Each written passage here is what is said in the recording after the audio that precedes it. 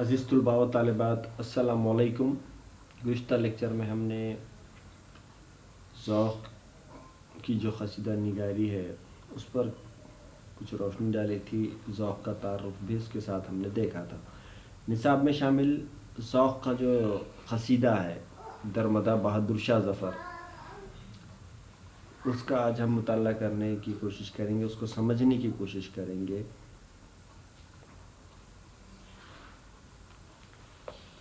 ذوق نے بہادر شاہ ظفر کی شان میں یہ قصیدہ لکھا ہے۔ دیکھیے قصیدے کے اشعار کس طرح سے ہیں۔ زہے نشاط اگر کیجیے اسے تحریر، آیا ہو خامہ سے تحریر نغمہ جائے سریر۔ زبان سے ذکر اگر چھیڑیے تو پیدا ہو نفس کے تار سے آواز، خوش طراز بم و زیر۔ ہوا یہ باغ جہاں میں شگفتگی کا جوش، کلید خفل دل تنگ و خاطر دلگیر۔ کرے ہے وہ لب غنچۂ در ہزار سخن، چمن میں موج تبسم کے کھول کر زنجیر۔ کچھ امسات ہوائی چمن سے دور نہیں، جو وا ہو غنچہ منقار بلبل تصویر۔ قفس میں بیضا کے بھی شوق نغمہ سنجی سے، عجب نہیں کہ ہو مرغ چمن بنالا صغیر۔ اثر سے بعد بہاری کے لہلہاتے ہیں، زمیں پہ ہمسر سنبل ہی موج نقش حسیر۔ پکل کے سنگ سے گر ہو شرار تخم فتاں، تو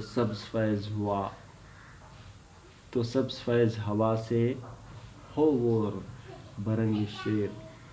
زمیں پہ گرتے ہی لیے آئے دانہ برگ و ثمر، جو ٹوٹے ہاتھ سے زاہد کے صبا تصویر۔ ہوا پہ دوڑتا ہے اس طرح سے ابر سیاہ، کہ جیسے جائے کوئی پیل مست بے زنجیر۔ نہ خار دشت ہے نرمی میں خواب مخمل ہے، ہر ایک تار رگ سنگ بھی ہوئے تار حریر۔ ہوا میں ہے یہ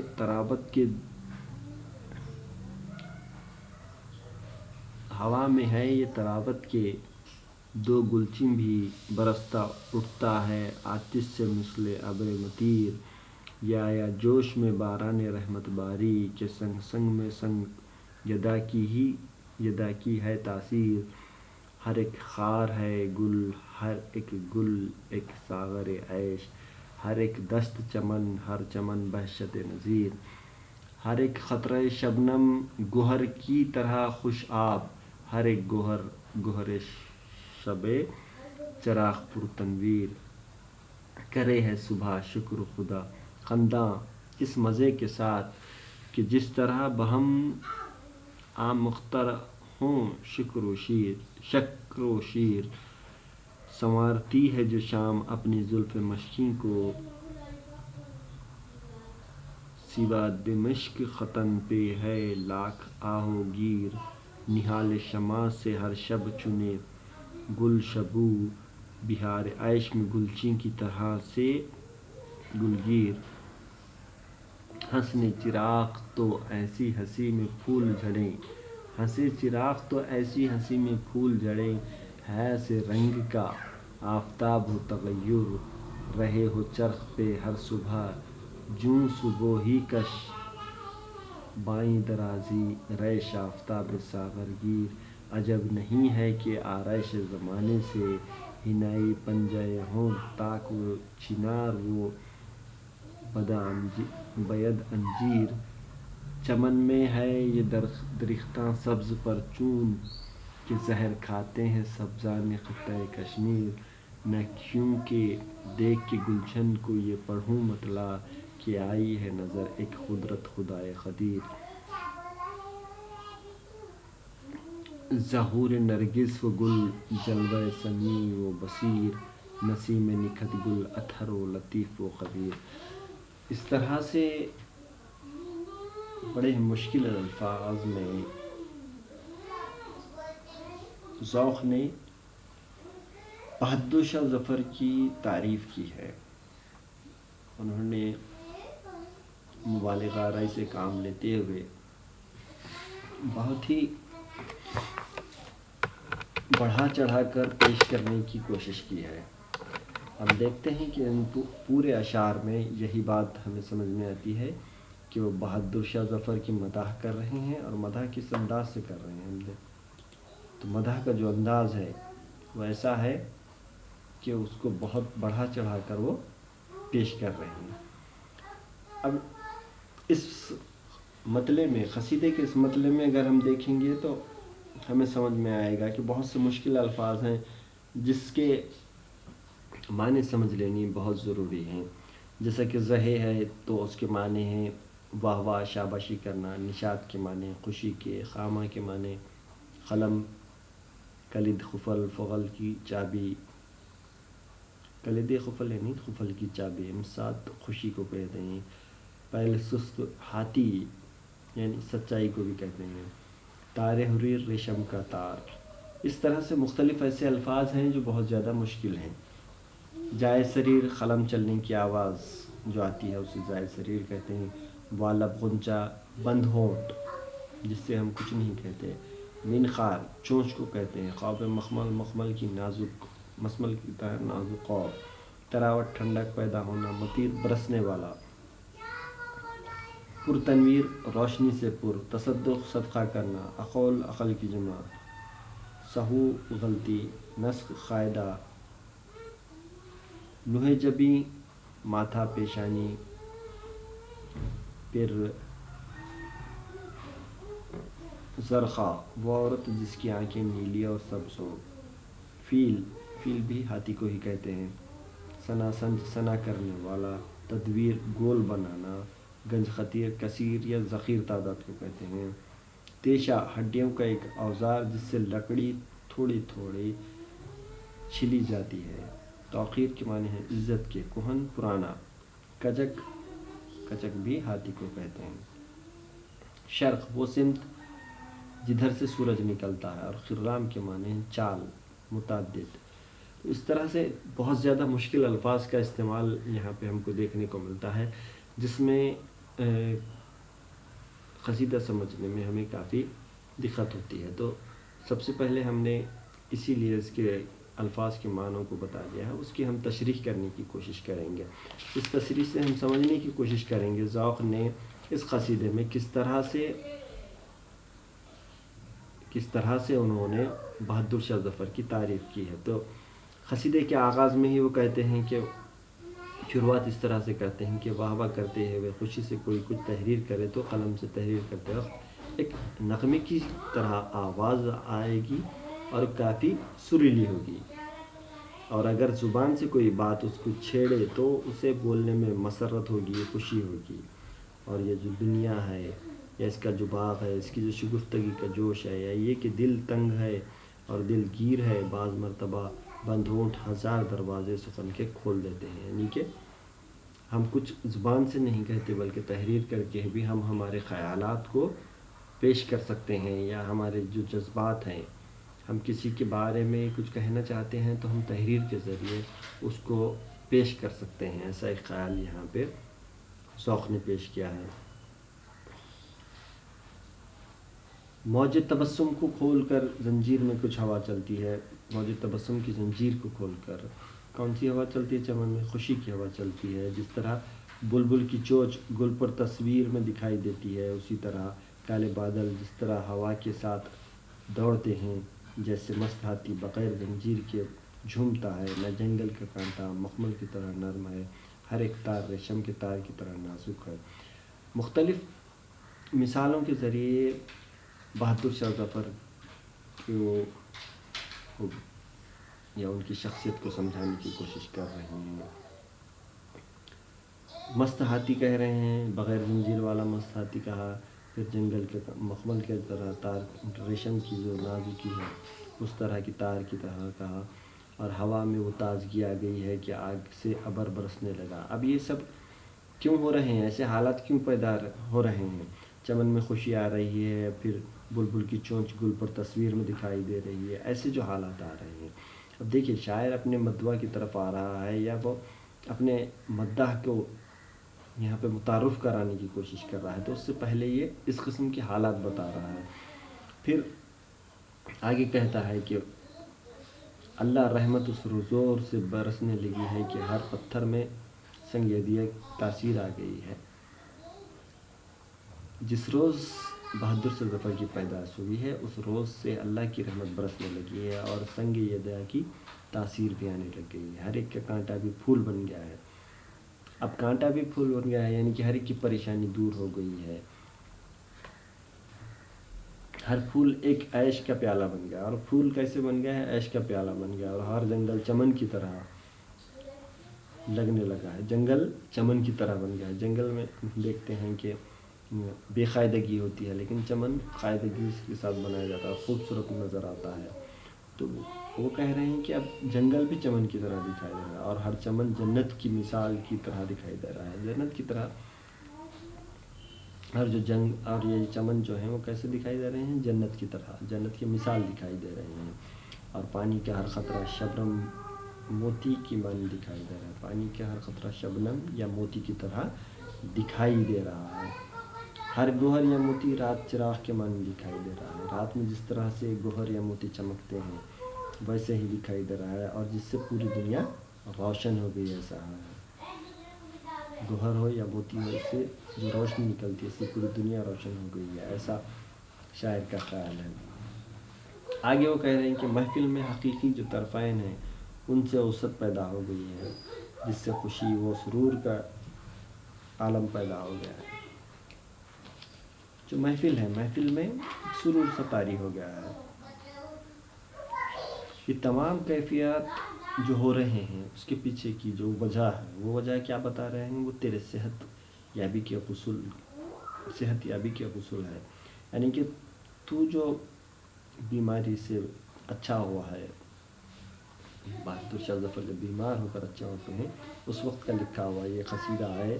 تو وہ کہتے ہیں کہ اب تو جب صحت یاب ہو گیا ہے، مکمل تجھے صحت مل گئی ہے، تو اس وجہ سے تو نے جو صحت یابی کا غسل لیا ہے اس سے کیسا ظاہر ہو رہا ہے کہ پورے غم غائب ہو چکے ہیں. شاعر کہہ رہا ہے کہ جو تیرے مجرم قید تھے ان کو تو نے رہا کر دیا اور جو غمگین تھے انہیں بھی تو نے خوش کر دیا. مجرموں کو یا قیدیوں کو رہا کر دیا گیا ہے اور پھر تو جو تیرے پاس جو غمگین لوگ آئے تھے تو نے ان کو بہت زیادہ خوش کر کے بھیجا. اس بات کی خوشی سے شاعر فربا روز بروز ہو رہا ہے. شاعر کہہ رہا ہے کہ مجھے اس کی بہت زیادہ خوشی ہے جس کی وجہ سے میں اور بھی زیادہ صحت مند ہو رہا ہوں. 2 تاریخ کے چاند کی طرح بدن ہو رہا ہے. شہنشاہ تیری رائے جو روشن ہے اس سے عقل کے 10 حصے انوار ہو رہے ہیں. یعنی کہ تو جو رائے پیش کر رہا ہے، اب یہاں پہ تعریف کرتے چلے جا رہے ہیں وہ بہادر شاہ ظفر کی. تو جو کام کر رہا ہے یا جس طرح کی رائیں دے رہا ہے اس سے عقل کے کئی حصوں میں انوار بھر رہے ہیں یا نور بھر رہا ہے یا روشن ہو رہے ہیں. تیرے جو فہم ہے، تیری جو سوچ ہے وہ دوسروں کی فہم سے بہت زیادہ پرے ہے. سب لوگ اس کو سمجھ نہیں سکتے. جو باتیں عام لوگوں کی سمجھ سے دور ہیں وہ تو آسانی سے سمجھ سکتا ہے. اگر کسی کی غلطی کا دخل ہے تو حافظہ میں احسان یاد ہے یہ دوسروں کی غلطی. اب تو دوسروں کی غلطی کو بھی معاف کرتا ہے، دوسروں کے احساس کو بھی یاد رکھتا ہے اور بصیرت کی روشنی میں صرف یہ حرف پڑھ لے اور تیری پیشانی سے خوش قسمتی نظر آئے گی. کسی کی کیا مجال نہیں ہے تیرے عہد میں شرارتیں کریں یا اس کے لیے سر اٹھائیں. تو نے جو دستور بنائے ہیں اس کی وجہ سے تیری حکومت میں خونریزی نہیں ہوتی ہے، نہ لڑائی ہوتی ہے، نہ جھگڑا ہوتا ہے. تیرے پاس خدا نے ایسی طاقت دی ہے کہ تو اگر خط منحنی کھینچے تو ایسی ہند سی شکل بنے گی کہ عقلدست بھی اپنی تحریر بھول جائے گا.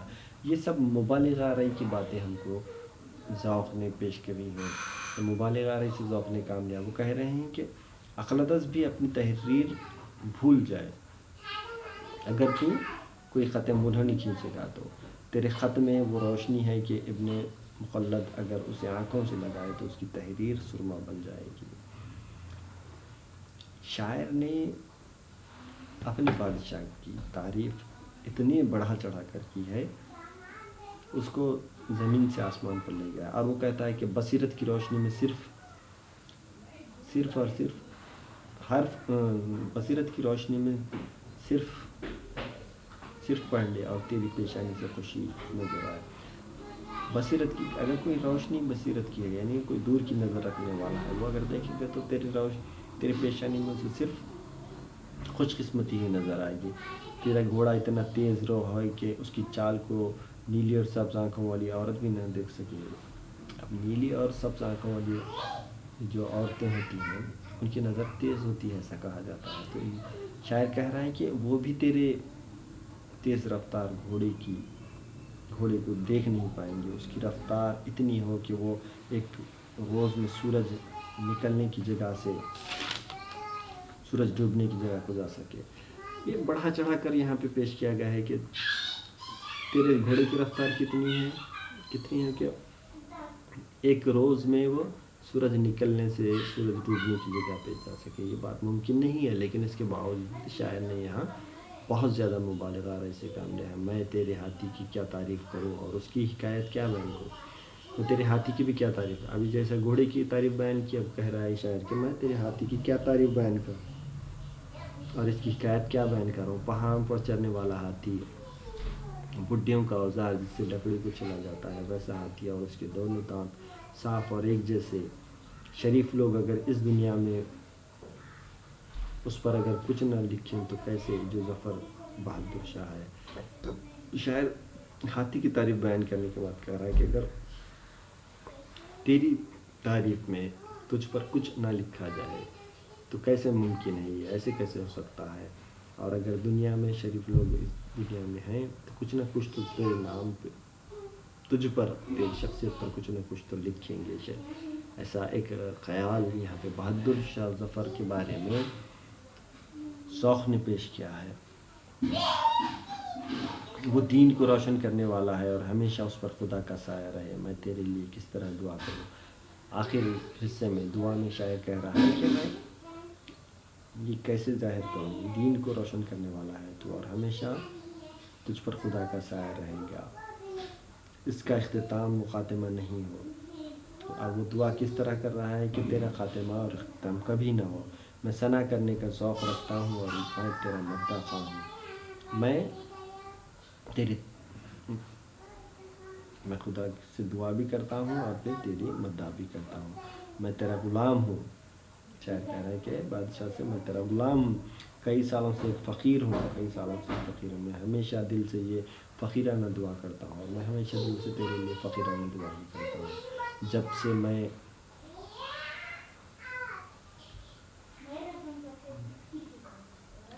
سے میں نے خدا کے رحم کی بات سنی ہے، تیرے لیے دعا کرتا ہوں۔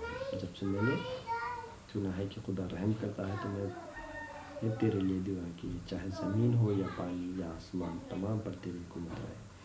دعا کیا کی ہے کہ اے خدا، زمین ہو، پانی ہو یا آسمان ہو، ہر ایک پر تیری حکومت رہے۔